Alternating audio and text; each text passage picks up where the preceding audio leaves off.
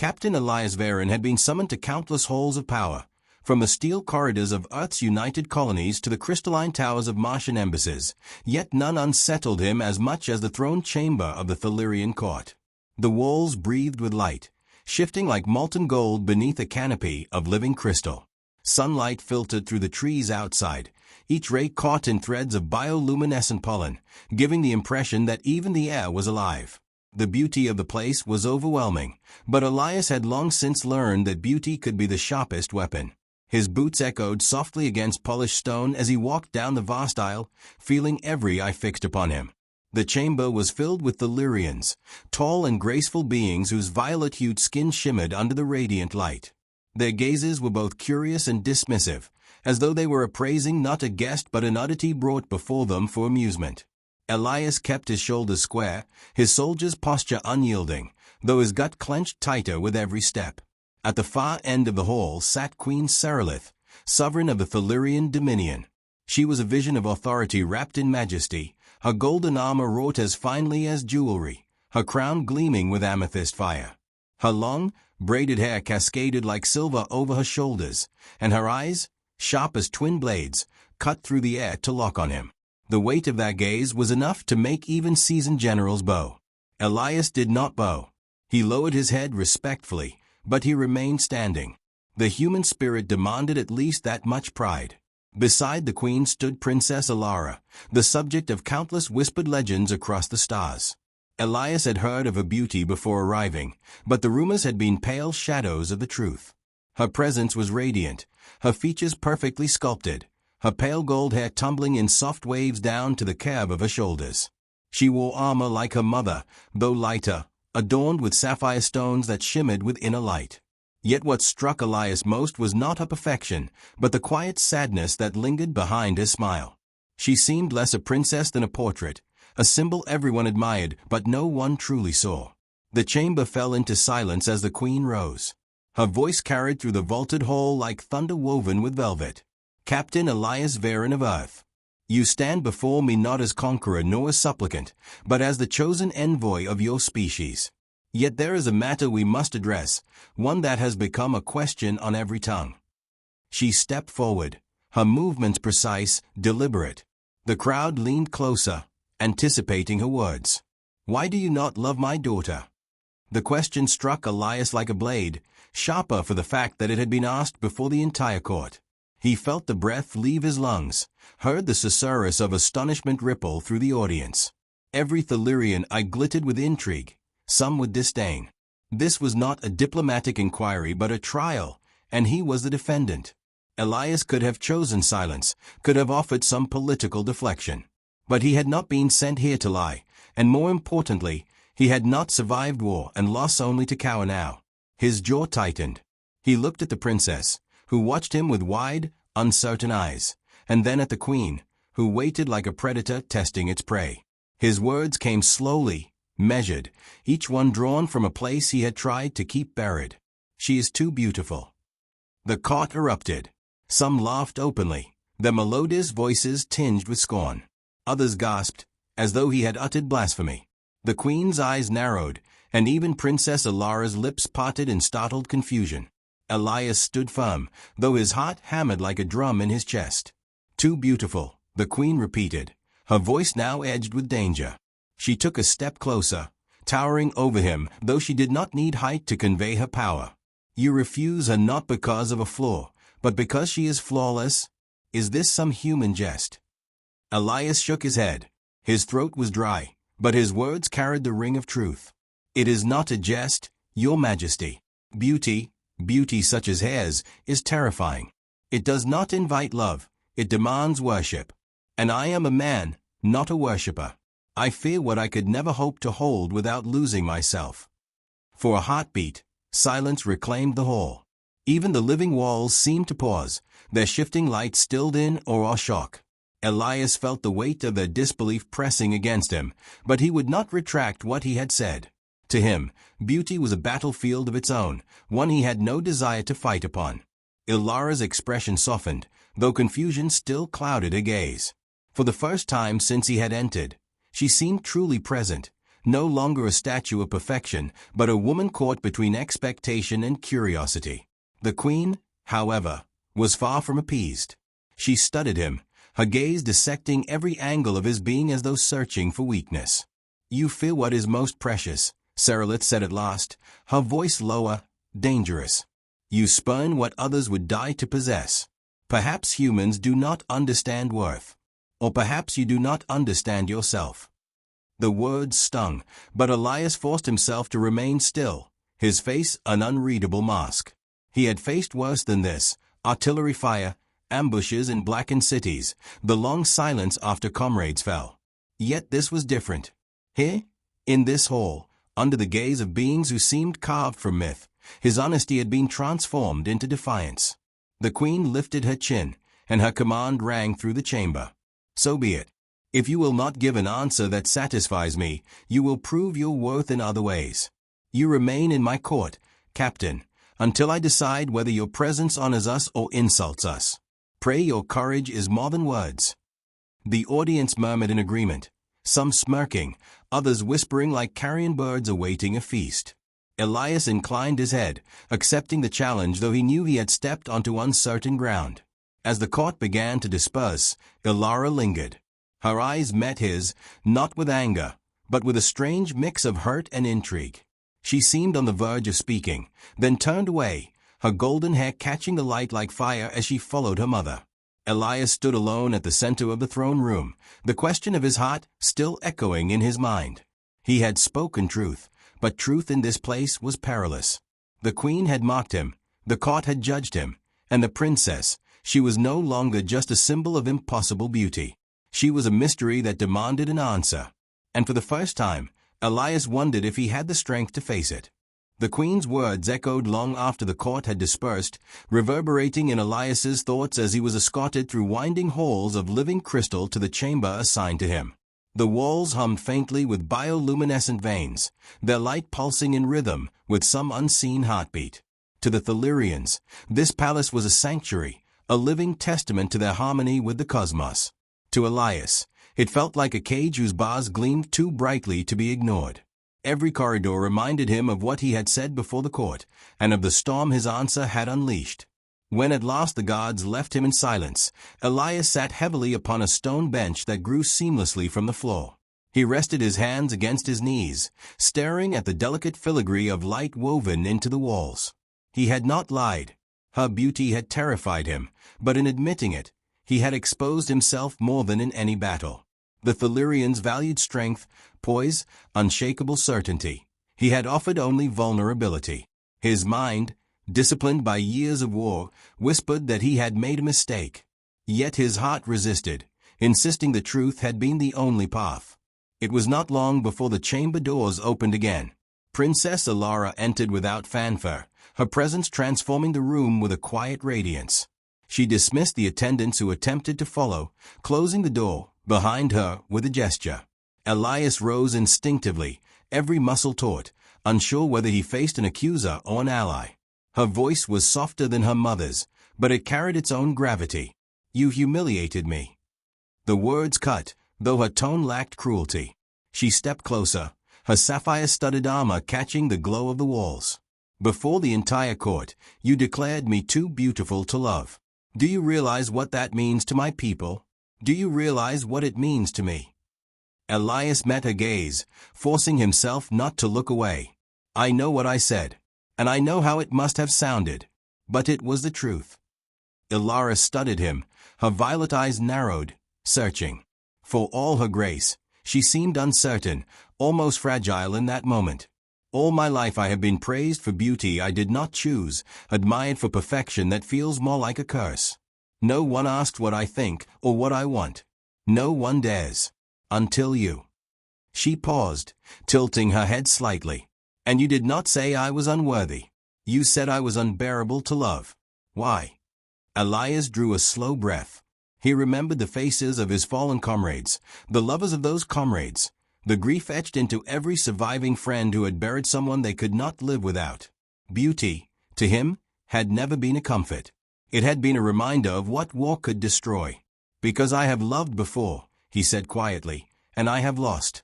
Your beauty is overwhelming. It feels like a promise of joy I cannot hold on to. If I allowed myself to love you, I would always fear the moment that beauty was taken away. And I do not know if I have the strength to survive that loss again." Her expression softened, the lines of hurt melting into something more complex. She sat across from him, her hands folded neatly in her lap, though her gaze never left his face. "So you are not afraid of me," she murmured, "but of yourself."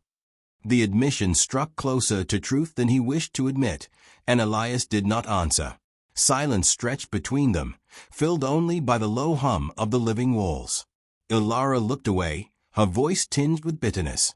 "Do you think I am proud of being nothing more than a vision? My people see me as an ornament, a jewel to display. My mother sees me as a bargaining piece to cement alliances. You fear my beauty will destroy you, but I tell you, Captain, it has been destroying me all my life. Perhaps that is why your words stung less than they should have. At least you saw the cage I live in, even if you mistook its bars for perfection."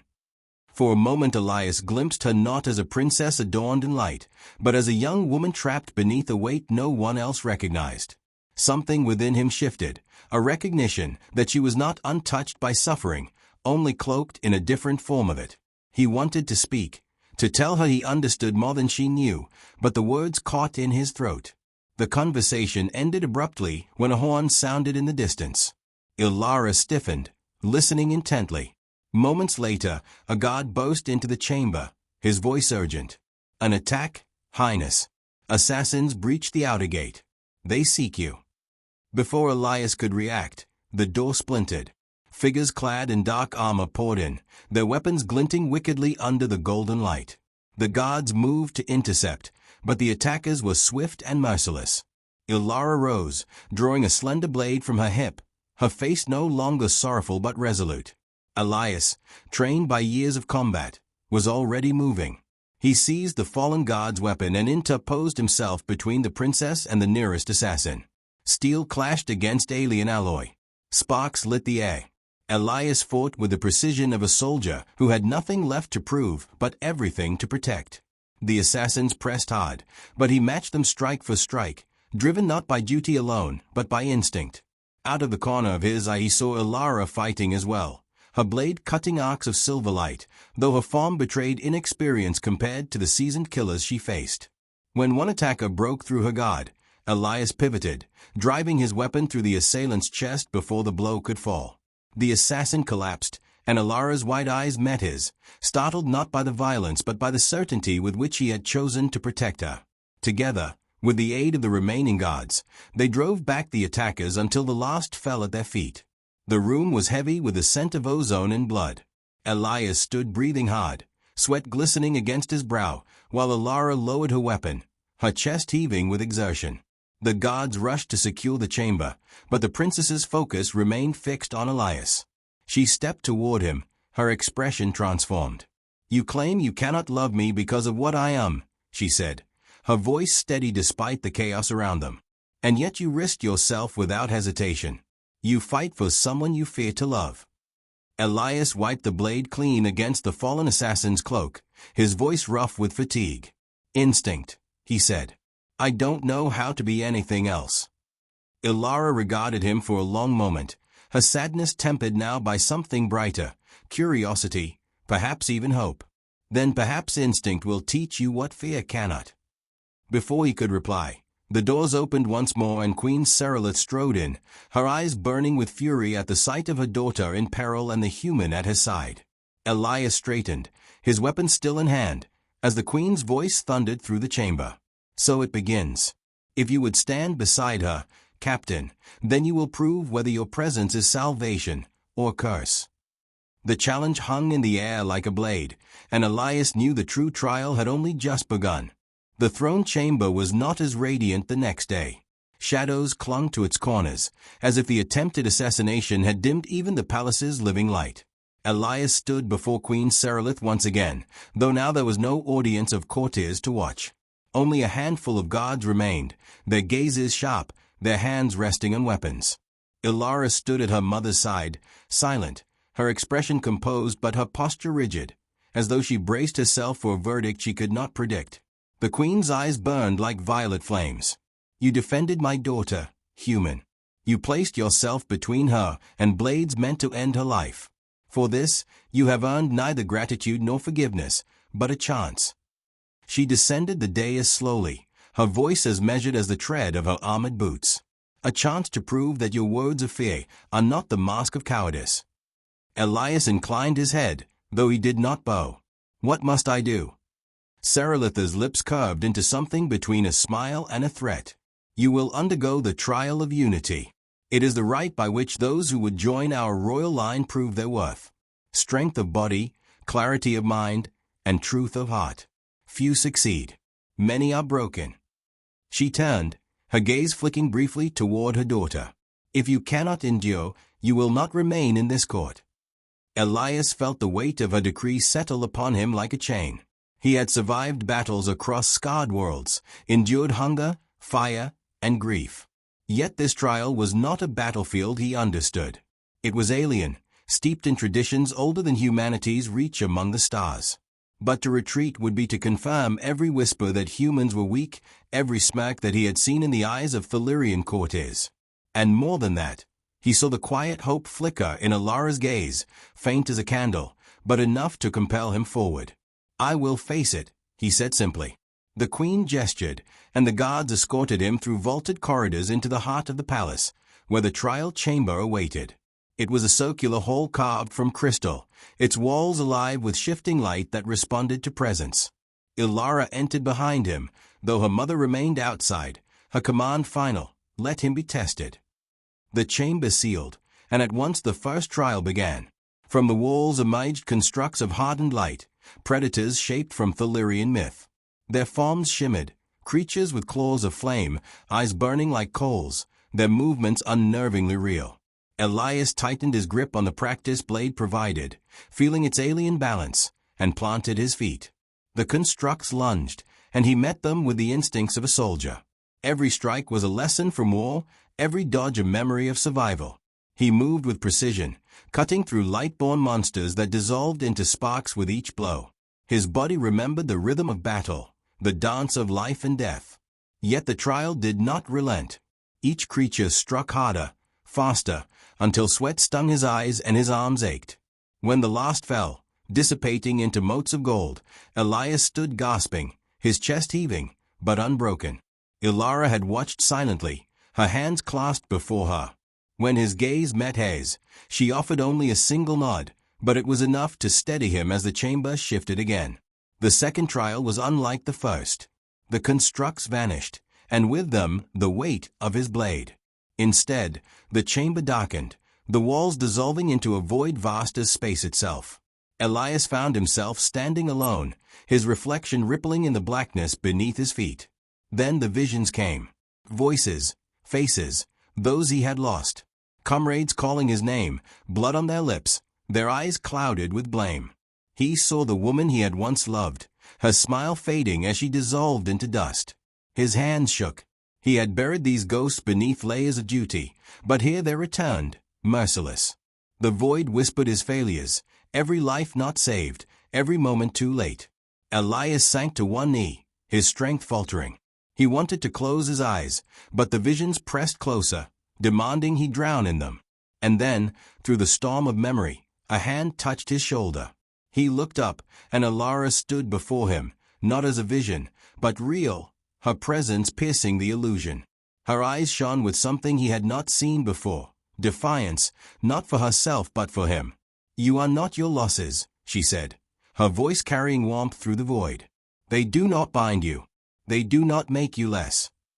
The chamber trembled as though resisting her intrusion, but she did not waver. Elias clenched his fists, forcing himself to stand. The faces still lingered, but they no longer crushed him. He met them, acknowledged them, and let them fade.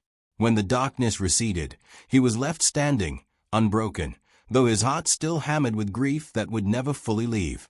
The walls reformed, glowing softly. Ilara's hand remained on his arm, steadying him. "Why did you come to me in the vision?" he asked, his voice rough. "Because you would not have endured it alone," she answered simply. Before he could reply, the final trial began. A single light flared in the center of the chamber, forming into a figure. It was Alara again, but different, an illusion wrought from the chamber itself. She stood radiant, flawless, her eyes filled with affection. She reached toward him, her voice honeyed and sweet. "Love me," the vision whispered. "Bind yourself to beauty without fear." The test was clear. It demanded he surrender, to embrace the perfection he had confessed to fearing. Elias felt the pull, as if the chamber itself yearned to prove his weakness.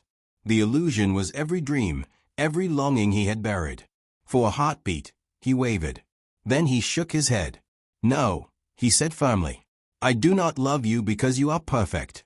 I could only love you because you are real, flawed, uncertain, alive. Beauty is not enough." The vision faltered, its flawless smile shattering like glass.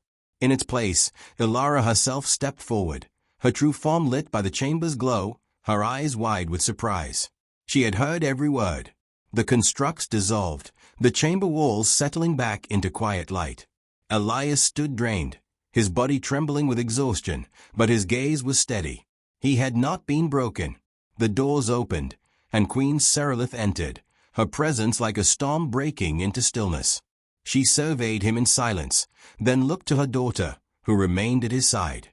Her voice was low, but it carried the weight of judgment. "You endure, human.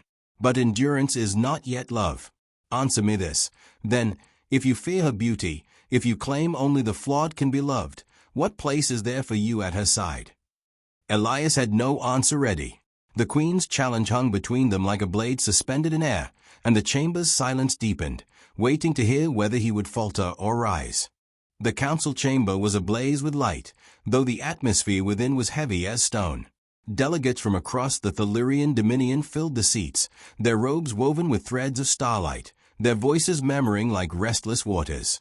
Elias stood at the center of the vast room, still bearing the fatigue of the trials, his armor scarred from combat, his expression drawn but resolute. At his side stood Princess Alara, poised yet unflinching, her hand resting lightly against the hilt of a blade, not as ornament but as declaration. At the head of the chamber, upon a dais of golden crystal, Queen Serelith regarded them both with eyes sharp enough to carve through lies. The assembly had been called not only to judge Elias's worth, but to decide whether a human could ever be permitted to stand beside a Thalirian princess. Whispers of outrage rippled through the council. Some saw him as an insult to their lineage, others as a curiosity unworthy of serious thought. Yet after the assassination attempt, and after Elias's survival of the trial of unity, none could dismiss him outright. His presence demanded reckoning. Serelith raised a hand, and silence fell as though the air itself obeyed her. "Captain Elias Varen," she declared, her voice filling the chamber with regal authority. "You have endured the trial. You have survived threats that sought my daughter's life. Yet one truth remains unspoken. You claim you fear her beauty. You claim perfection cannot be loved. And still, you stand here, beside her, as though bound by something stronger than fear. Tell us, what is it you truly see when you look at her?" The question cut deeper than any trial. Elias felt the weight of every eye upon him, the scorn of skeptics, the hunger of rivals waiting for him to fail. He turned to Alara, who met his gaze without flinching, though he could see the faint tremor of breath in her chest. This was not a moment for hesitation. "When I look at her," Elias began, his voice carrying not by force but by clarity, "I see what none of you allow yourselves to see. You speak of her beauty as though it is all she is, as though her worth is carved into the shape of her face and the light in her hair. But beauty fades. Perfection cracks. What endures is what lies beyond." He stepped forward, every word chosen as if his life hung upon it. "I see a woman who has been caged by the very people who claim to revere her. I see strength untested, kindness unvalued, a soul that longs to be recognized for what it gives, not what it displays. You ask why I do not love her beauty. I tell you this, beauty is not what makes her precious. It is her will, her heart, her truth. That is what I could love, and already do." The chamber erupted in uproar. Some delegates shouted in fury, declaring it heresy for a human to speak of love for their princess. Others murmured with unease, shaken by his conviction. Serelith's eyes narrowed, her expression unreadable, yet her daughter's widened, shimmering with something unguarded, hope, raw and startling. One delegate rose, his robe marked with the sigils of a rival faction. His voice rang sharp. Blasphemy! Shall we bind our royal line to a fragile species that measures life in decades while we count centuries? Shall the crown of Thelyria be tarnished by human frailty? His words drew nods from many, voices of agreement swelling into anger. Elias did not look away. Fragility is not weakness, he countered, his tone steady though his heart thundered. It is strength. Because humans know our time is short, we cherish it fiercely. We do not waste love waiting for perfection. We love because we feel us, because we know every heartbeat is a gift. That is what makes us strong. That is what I bring, if I stand beside her.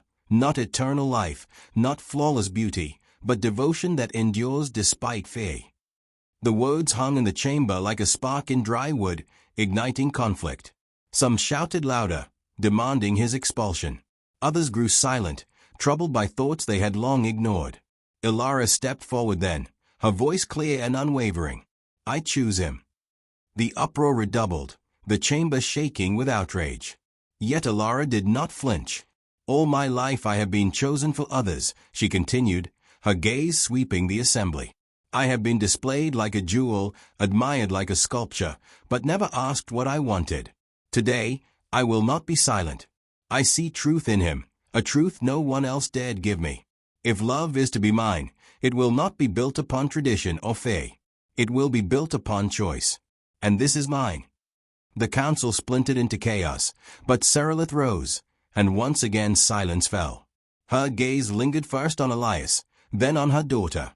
For the first time, the queen's stern expression faltered, a flicker of something softer passing across her features.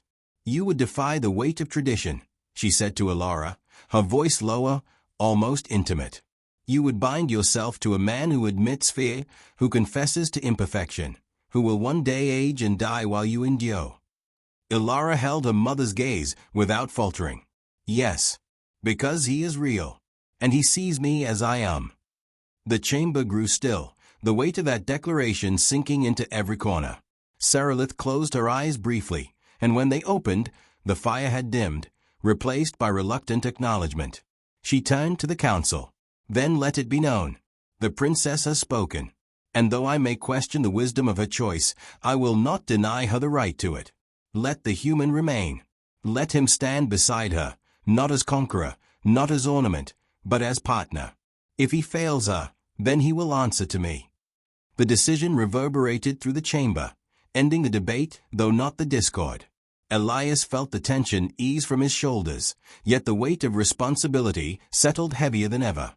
Ilara stepped closer, her hand brushing against his, tentative yet certain.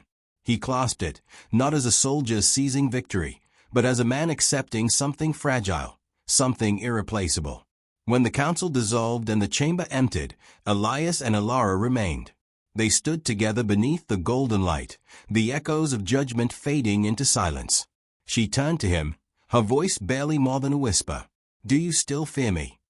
Elias looked at her, not at the flawless lines of her face, not at the perfection the galaxy worshipped, but at the woman who had chosen defiance, who had claimed her own voice at last. No, he said. I feared what I thought you represented. But now I see you. And that doesn't frighten me. It humbles me. Her hand tightened around his, and for the first time, her smile was not for the court, not for her mother, not for duty. It was for him alone. Outside, the living palace pulsed with light, as if the walls themselves bore witness. Inside, amid the quiet after chaos, Elias felt the truth settle within him. Beauty was not the danger he had feared. The danger was never seen beyond it. And now that he had, he would never turn away. Night had descended upon the palace, but the air was restless, charged with the aftermath of the council's storm. The corridors whispered with murmurs, fragments of dissent carried on hushed voices. Elias and Ilara walked in silence, their steps echoing softly against the crystalline floors. The weight of choice pressed upon them both, heavier now that it had been spoken aloud before all of Thelyria. She had claimed him. He had claimed her. Yet neither could ignore the shadow stretching ahead. Theirs was no quiet union, but the spark of upheaval. At last, in the solitude of the princess's private garden, they stopped. The space was unlike the grandeur of the court. Here, vines twined freely across carved stone, flowers shimmered faintly in the moonlight, and a fountain whispered in patient rhythm. It was a place unbound by ritual, a sanctuary carved from her longing for something beyond perfection. Ilara drew a slow breath, her shoulders easing only slightly as she sank onto the fountain's edge. Elias remained standing, unsure whether to speak or let silence work its balm. "You saw what happened," she said at last, her voice low but steady. "The council is divided. My mother may have granted me the right to choose, but half the chamber would see you gone before dawn. Some would rather see me dead than allow me to bind myself to you." Her fingers traced the lip of the fountain, delicate yet firm, like a warrior testing the edge of a blade. "Do you realize what that means?" Elias studied her face, not the flawless veneer that so many revered, but the flicker of resolve etched beneath. "It means," he said slowly, "that nothing about this will be easy. That every day we remain together, we challenge what they believe unshakable. And that someone, maybe many, will try to break us apart." He let the truth hang there, unsoftened. "But it also means your choice mattered. That you've done what no one dared before." Her gaze lifted to him, luminous even in the dimness. "You speak as if you do not fear it." "I do," Elias admitted. "I fear what they'll do, the lengths they'll go. But fear is no longer what drives me. I've already stood before your mother and confessed the truth I never thought I'd have to speak aloud. If I can do that, I can face whatever comes next." A small silence followed, not heavy but contemplative. Then Ilara rose, closing the distance between them. She stood close enough that Elias could feel the warmth of her presence, a nearness that was both fragile and unshakable. "You gave me something I have never had," she whispered. "Not obedience, not worship, choice. And now, I must give you truth in return." Before Elias could ask, she drew him toward a narrow archway at the edge of the garden. Beyond it lay a stair descending into shadow, lit only by faint blue veins of crystal embedded in the walls. She moved with certainty, and though hesitation flickered in his chest, Elias followed. The steps wound downward, into a space the palace itself seemed reluctant to reveal. At the bottom lay a chamber unlike any he had seen. Its walls were alive with shifting light, patterns of starlit runes flowing like rivers across the stone. At the center stood a pedestal, upon which rested a fragment of something vast and ancient, an obsidian shard pulsing faintly with crimson glow.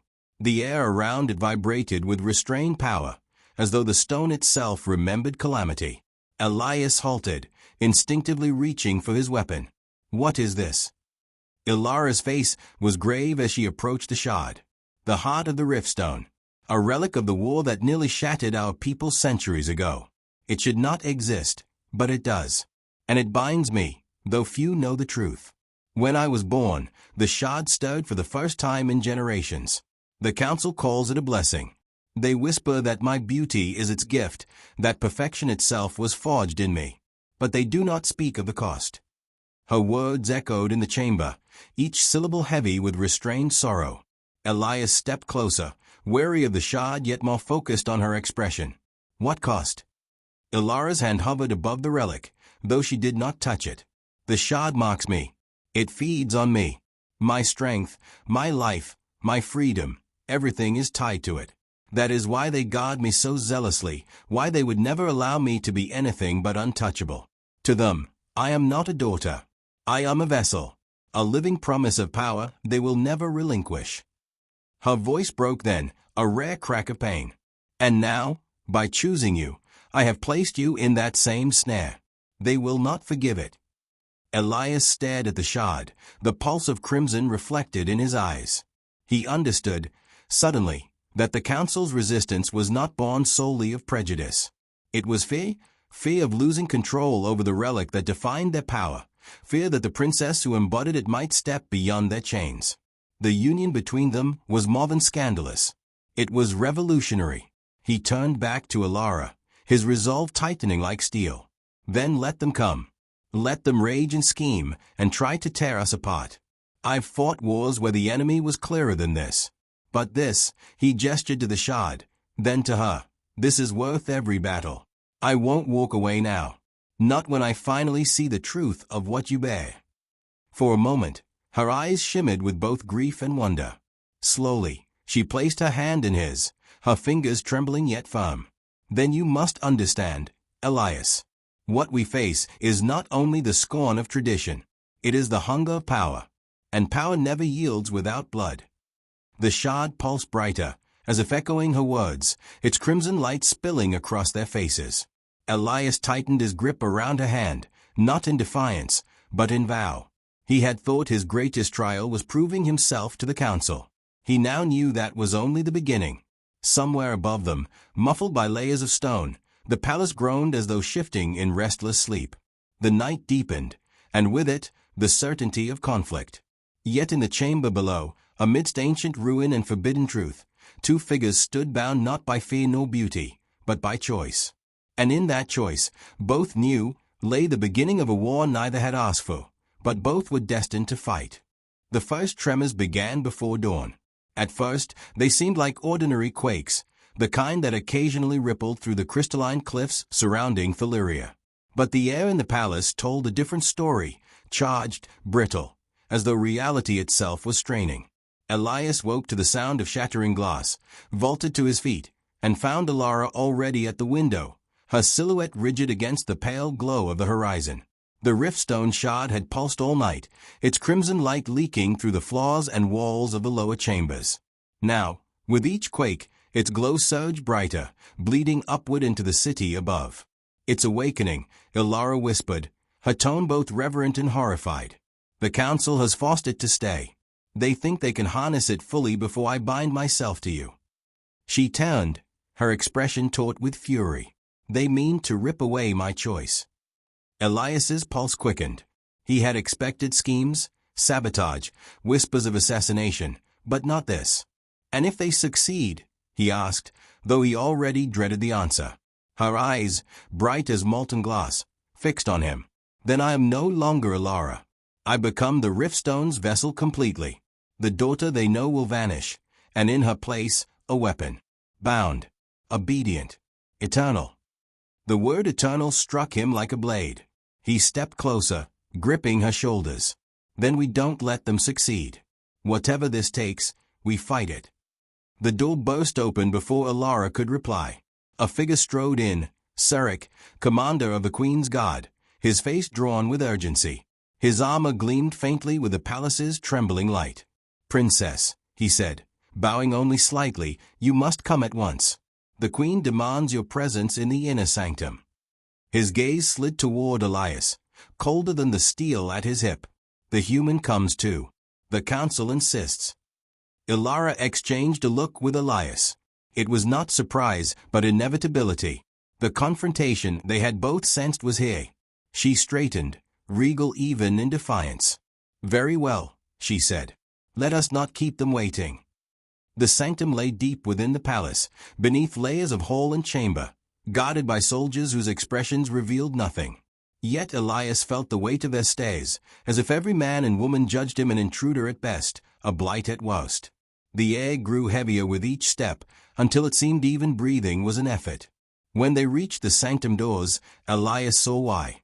The riftstone shard was no longer a shard. Where once had been a fragment, now a towering column of obsidian had erupted, its surface veined with liquid fire, pulsing as though alive. Chains of light snaked around it, forged from glyphs older than memory, but the stone strained against them, each pulse threatening to shatter its bindings. Around it, the council stood in semicircle, their eyes gleaming with fanatic hunger. And upon the dais at the center stood the Queen herself, her crown blazing like captured stars. You come at last, the Queen intoned, her voice calm but edged with thunder. Her gaze swept from Alara to Elias, pausing on him with a chill that pierced marrow.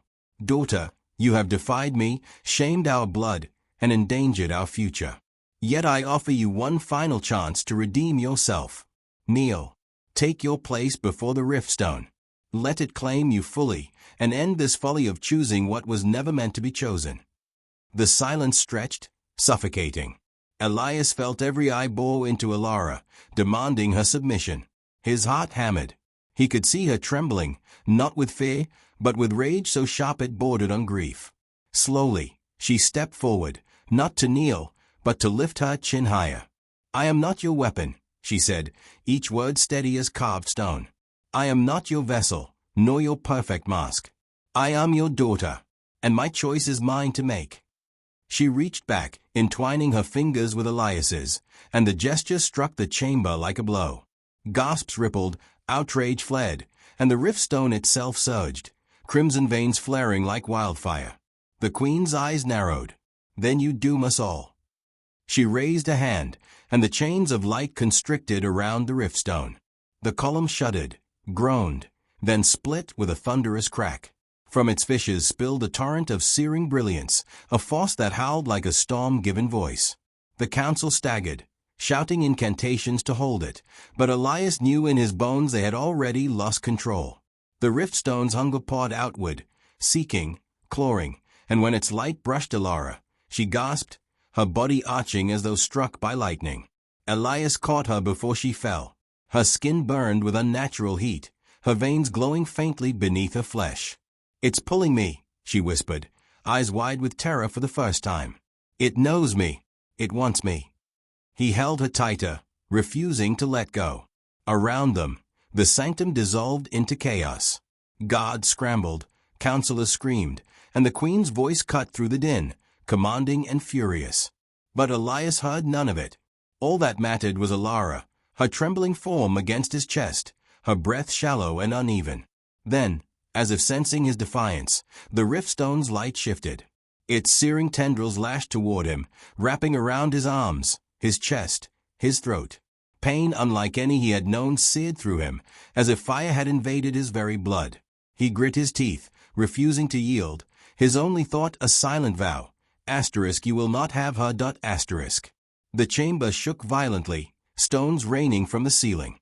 Elias fell to one knee, still clutching Alara, their hands bound together by chains of living light. He could feel the rift stone probing, searching, trying to break him apart. Yet in the heart of that agony, something strange stirred, resistance. Where the stone sought to dominate, it met not obedience but will. Human will. Fragile compared to its vast hunger, yet unyielding. Ilara's eyes snapped open, locking onto his. "Yo, stopping it," she whispered, or breaking through her fear. "Not stopping," Elias gasped. "Fighting. Together." Her hand tightened around his, her glow mingling with his pain. And for the first time, the rift stone recoiled, its pulse faltering as though stunned. The queen's face darkened with dawning realization. "No," she hissed, fury twisting her regal composure. "This cannot be. A human cannot." But Elias barely heard. The world was a storm of light and thunder, the rift stone screaming against his defiance. Yet he held on, bound not by destiny or tradition, but by choice. By his, by theirs together. And in that defiance, a new conflict was born, not just between daughter and queen, council and suitor, but between the very will of a people and the hunger of a relic they had worshipped for centuries. The rift stone would not yield easily, nor would Elias. And the war that followed would make the council's divisions seem like whispers before a storm.